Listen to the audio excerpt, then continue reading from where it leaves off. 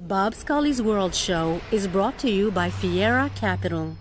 The power of thinking, optimal performance, intelligent innovation.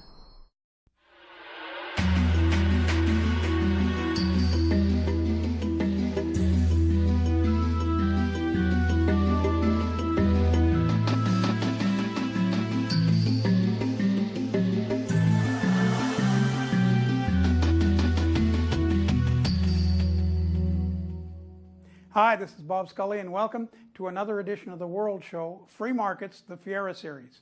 Quick, name a country that in the 80s and 90s changed its economic destiny forever, for the better, and it has lasted to this day. Now, you could say China, you'd be right on some counts. You could say America, you'd be right again on some counts. Canada, Germany, Australia, many. But if you said New Zealand, you'd be right on all counts, and it's a spectacular achievement. New Zealand fought its way out of the doldrums and has never gone back there since. And one of the people responsible for that is our guest this week, who was Minister of Finance at the time, Ruth Richardson. Here she is. Ruth Richardson, the millennials watching us may find this a surprise, but anybody following economics and the world of politics in the 80s and 90s and who's watching would remember that New Zealand was a shining beacon. It was a spectacular reversal of its economic and political fate. And it had a father and a mother, and you were the Margaret Thatcher, they said, the author of Ruthanasia. What happened? Don't use that word. Okay, what no, I was just no wondering. labels. All right, no labels. But you were certainly at the outset, along with your colleague from the opposing party, responsible for that. First of all, what was it, this revolution? Well, the millennials would understand disruption, and this was disruption meeting politics only in the late 80s, early 90s. And I went into politics to conduct a free market insurgency. It was about a status quo that was discredited, and I wanted to be an activist in the cause of liberating the economy and securing a basis of freedom as the principle that would drive all policy. And the really interesting thing was that my party had been more meddling, more socialist than any socialist party.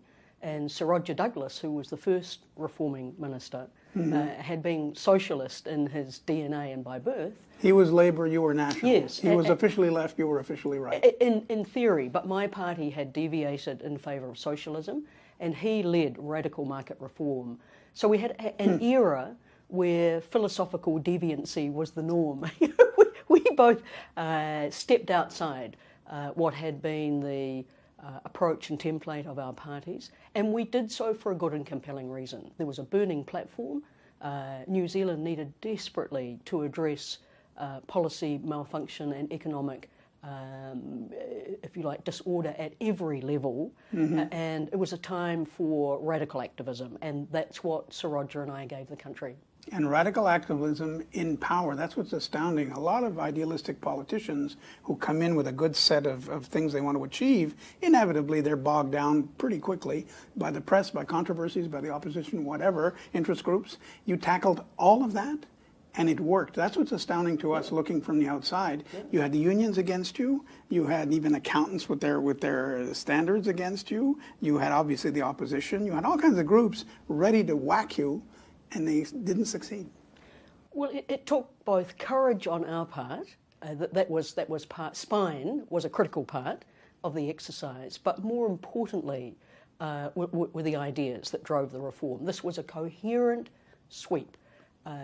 This was a set of reforms that were compelling, they had coherence, and Roger Douglas and I chose to use our political capital on Big Bang reform. I mean, not for us gradualism, incrementalism. We knew we had one shot at securing a massive game-changing set of policies. We went for the gold standard. We didn't settle for second-order, second-class type reforms. And having transformed the landscape, New Zealand understood what free markets delivered. They liked it. They kept on voting governments in that supported the new template. And I think the experience of both Sir Roger Douglas and myself demonstrates that reform is not a one-night stand. You know, you really have to persist if you're going to secure a permanently new paradigm for public policy. And any time that's been tried, something similar in Quebec province in Canada or in Wisconsin in the U.S., whenever reforms of that radical are tried, they get sandbagged by violent opposition. By violent, I don't mean specific, attacks, but just demonstrations in the streets and constant harassing from editorials and so on. How can you withstand that and still get to your goal? Well, you withstand that because you have a conviction. We were both conviction politicians. You understand what needs to be done, and you're confident that results will demonstrate that these reforms can yield success. So early labour market reform when I first took office yielded the highest rate of job growth in the OECD.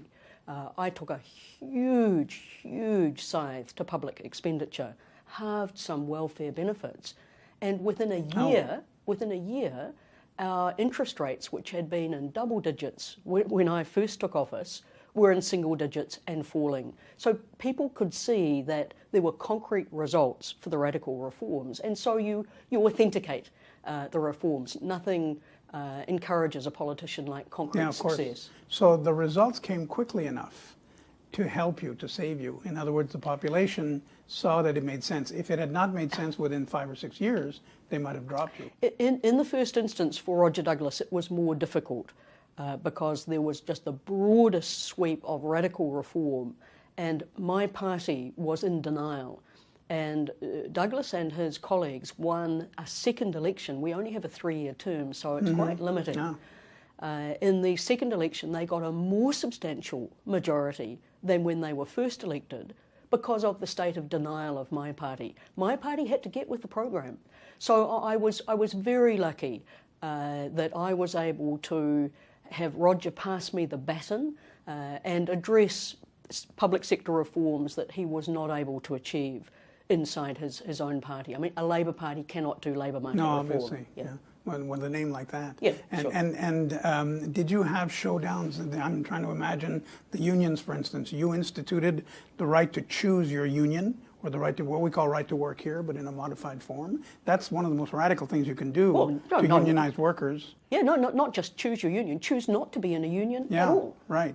Freedom to work, freedom for contract. So I can picture the union heads, who are powerful people, going to your boss, the Prime Minister, and saying, hey, get this girl out of the way. We had sufficient of a team of believers. We knew that our controlled labour market arrangements were a job destruction machine. And one of our platforms was, we want to liberate the labour market. We did it quickly. A big part of success was within 6 weeks of taking office, I had introduced the most comprehensive free-to-work regime anywhere in the world. And all the naysayers said, you're going to kill jobs. That's the static. The dynamic was it unleashed a labour market capable of the fullest employment in the Western world. And what was the price I paid? In terms of the unions, all they could muster were the odd demonstration in the street. I think no general strikes? No. I think I got a very nice suit ruined by some paint splattered all over it. But apart from that, we took the high ground. I mean, the communication's very important, and the high ground was, if we stick with a controlled regime, you are shutting people out of the workforce, it is destroying jobs, we must have a game changer, and the public agreed. And what proportion decided to stick to be unionized, and what proportion decided to leave? The country was compulsory unionism virtually writ large. I think of firms that I'm now involved with where of a workforce of, say, 340, 2 are union members. I think on average it's below 10%. So it really shrank. Yeah, but you think about it from not just a finance minister's point of view, but a feminist point of view. So agriculture is a big deal in the New Zealand economy. Yes, we now have agriculture without subsidies. The best paying jobs in our slaughterhouses were on the slaughter floor. The union decreed that wasn't appropriate work for women. Women were consigned to jobs that were paid half the amount. So it wasn't just the finance minister and me that wanted to liberate the labour market, it was the feminist as well. And were you inspired, you've been compared to Margaret Thatcher, of course, many, many times. Were you inspired by what she did with the printers' unions and so on when she came in? And there were some newspaper barons that, of course, were happy and helped her. But still, she the railroad unions, Margaret Thatcher took them all on. That was in the past. When you were doing this, that had already happened. Yes. Were you inspired by it? No, I was inspired by first principles of what a good free labour market code could look for. But of course, I was impressed by her conviction. I understood where she had moved effectively with privatisation and areas she hadn't touched. I was far more rigorous in the control of public expenditure than Margaret Thatcher ever managed to be. You have a time and an opportunity. So the enduring conviction was the DNA, and the enduring idea was faith in markets and prices. And to that extent, we're on the same page. And either before, during, or after, did you ever discuss it with her? I first met Margaret Thatcher. She'd been the leader of the opposition for 3 weeks. She came to New Zealand and Australia, which were economic disgraces. They were socialism, state intervention writ large. She gave a fire-eating speech on Russia. I was probably the only one applauding in the audience.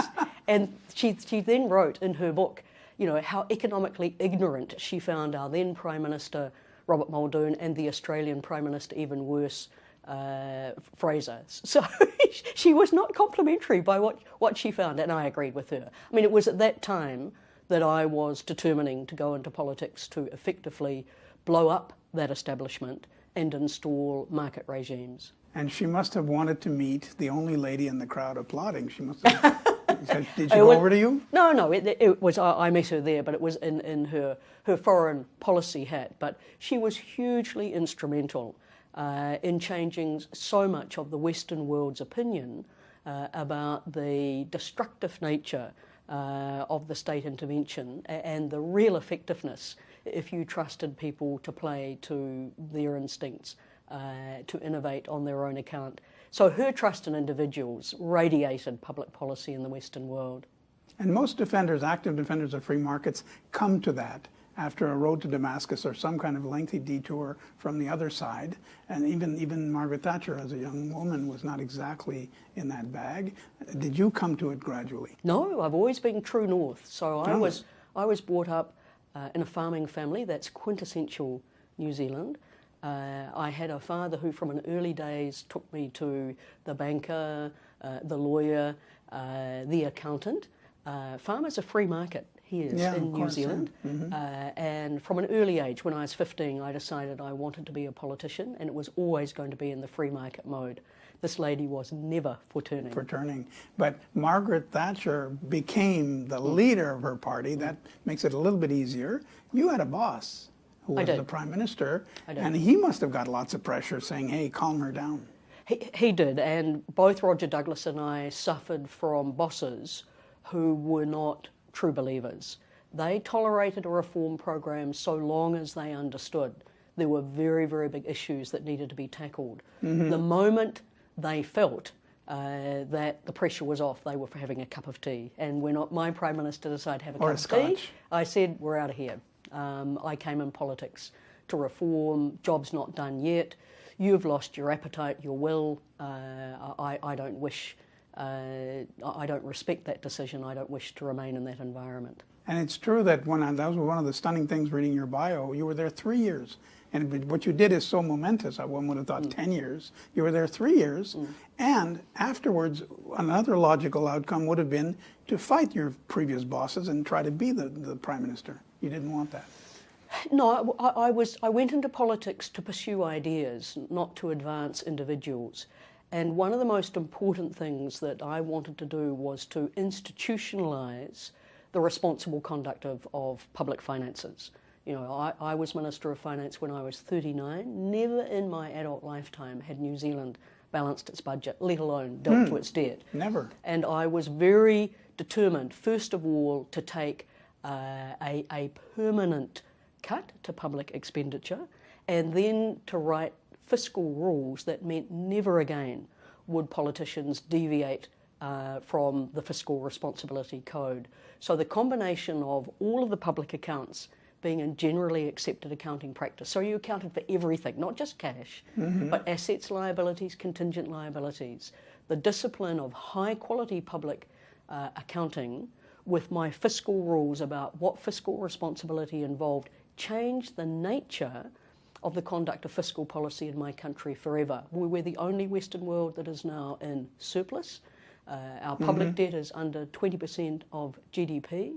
We take an investment approach to all of the public estate and portfolio. It is a very sophisticated but successful approach that locks in good fiscal behaviour. So no politician in New Zealand would now dare campaign on the basis of, I'll buy your vote with money that I don't have. That too is stunning. Usually these things get undone over time. It's like rust. You don't see it coming, but they nick at it here and they nick at it there, and first thing you know, you're back to square one. That hasn't happened. Yeah, well, the fiscal rules, the transparency, the accountability have all combined to conspire against that kind of reversion to type. Because there's no doubt. Look around the world. Most countries have severe fiscal problems. Our next door neighbour, Australia, public debt of $100 billion and no political will to deal with it. One of the major things I wanted to do was to complement our monetary policy setting, independent central bank, single decision maker accountable, with a fiscal policy code. And it was the first of its kind in the world.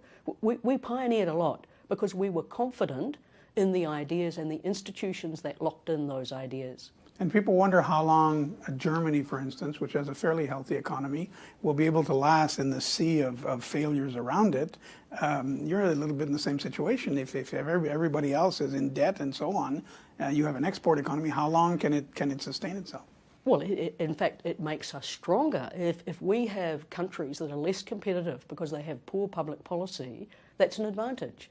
So in this current time, I'm involved in the business sector. I always thought three things matter in life: nation building, which I contributed to, business building, and the stuff on which everything is built, which is the family. But in my business building role, the company, publicly listed company, has the biggest infant formula plant in the world, built in the South Island of New Zealand.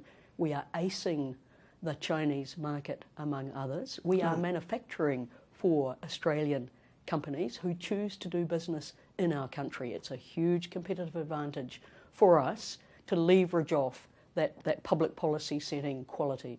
So there's no room for nor chance of some charismatic politician coming in and saying, wow, look at this beautiful surplus that's been built up, I'm going to dole it out, and there's no chance of that. Well, it's no surprise New Zealand is now into its 10th year of the same Prime Minister, no, 8th year of the same Prime Minister, dedicated to generally these market principles. Taxes have been reduced.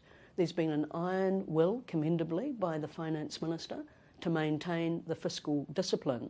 And that's now just part of our DNA. So a populist would be on their ear. They wouldn't get a hearing. So it can be done.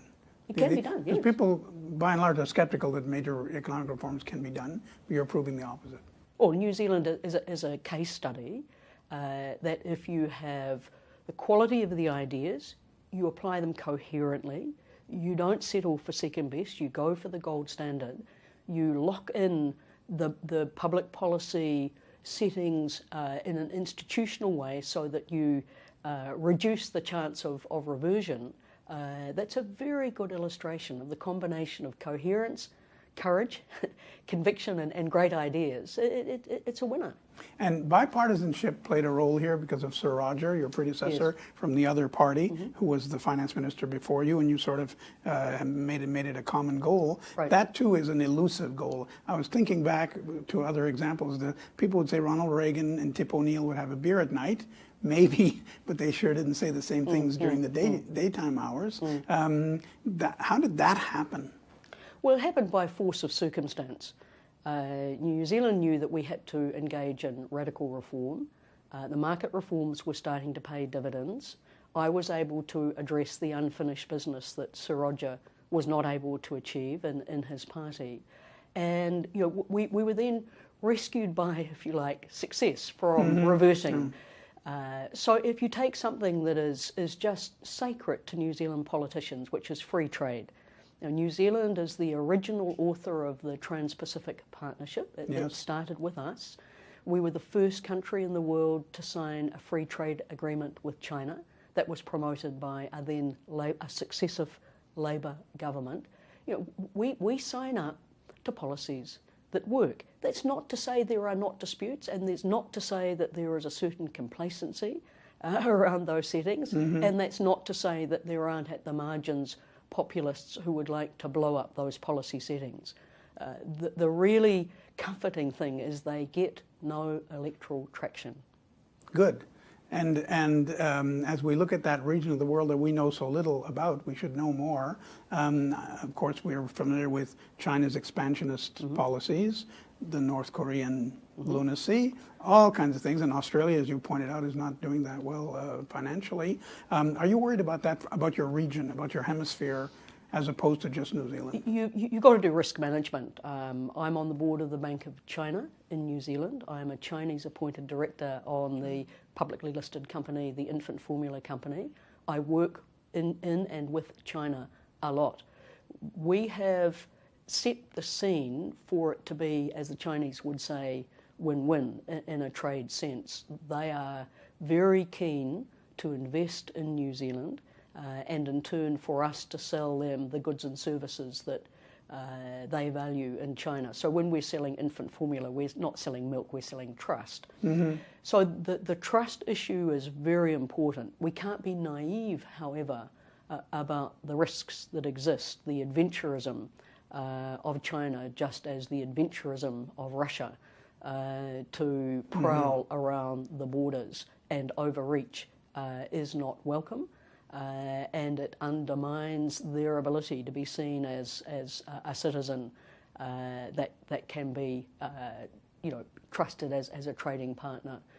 So I'm not going to this with an unblinkered view. We have to manage the risks. There are huge opportunities for doing business in China. As I often say, they've just bought the country's 50% of the country's biggest meat exporting company.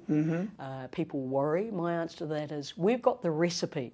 We've got an integrity in our food quality. We've got very high value in the products that we produce for their market. We've got the recipe and they've got the readies. I mean, part of the problem of New Zealand and Australia is we don't generate sufficient investment through our own economic activity. We're reliant on savings of others, and of course China's got a lot of savings and very keen to deploy them. But this is like everything else. It's a risk management strategy on our part.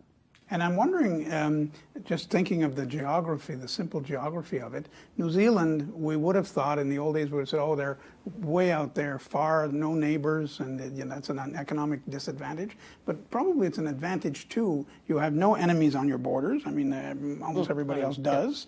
Probably takes your defense spending down somewhat. And you can move around the world nimbly, exporting as you do. It so suits the temper of the times. The temper of the times is about innovation, which fuels the abundance of modern life. And so our ability to be at the edge, innovating like crazy, pioneering, like signing free trade agreements with countries that nobody else would contemplate first, winning that first advantage of being in a free trade arrangement. So we have to overcome the distance by being really edgy in public policy, which is why we pioneered. I mean, we were the first to have independent central banks with inflation targeting. The first to have fiscal rules. The first to have a genuine labour market code where you were free to work. The first to apply generally accepted accounting practice to the whole of the public domain. And an interesting first now, which is to apply the investment approach to dysfunctional families. So if you look at state spending, a big part of that is driven by unhappily failure, and failure that hits families, which ends up in crime, drugs, prison, lack of education, is a huge cost. So instead of waiting for the disaster to occur, the dysfunction to fester, and spend $10 million, we're profiling those families and spending $1 million before the disaster happens. And we're able to do that because we take an investment approach to not just our physical and financial capital, but our human capital as well. So it's that edginess that makes New Zealanders, we're pretty, cocky and confident in a sense about, pioneering in public policy settings, and it's paid off for us hugely. Well, Ruth Richardson, the next time I sit in front of a rack of lamb, of New Zealand lamb, because that's what we have in Canada, before I enjoy it, I will look at it with great respect I'll know something about it. Thank you so And the other thing that you should do is I chair the New Zealand Merino Company, and we make the wonderful active outdoor wear icebreaker, okay, sure, yeah. icebreaker, smart wool. All right. All of that is made in New Zealand. So lamb and wool. All righty. Good choice. So, thank you. So long life and good luck. Thank you. Ruth Richardson. And now here's something else coming up on the World Show. We should all thank capitalism when we go to the supermarket. 30,000 products. The aisles are wide. It's well lit. It's open 24/7, unlike anything government does. But nobody thanks free markets in this. We just take it for granted. Yes. And that's the problem. And successful as it's been, when the new thing comes, the politicians will try to stop it. I mean, Uber and Airbnb are good examples of companies that didn't have any infrastructure. They're not like a pharmaceutical plant that takes 10 years to build and you have to get permission first. This was the permissionless innovation. And by the time they needed permission, they were huge and had billions so they could lobby against the politicians. Still, Uber, despite being vastly better than the cab system, gets banned in Austin by the trendy politicians there. Ruth Richardson was our guest this week on Free Markets, the Fiera series of the World Show. I'm Bob Scully. Have a great week. Thanks.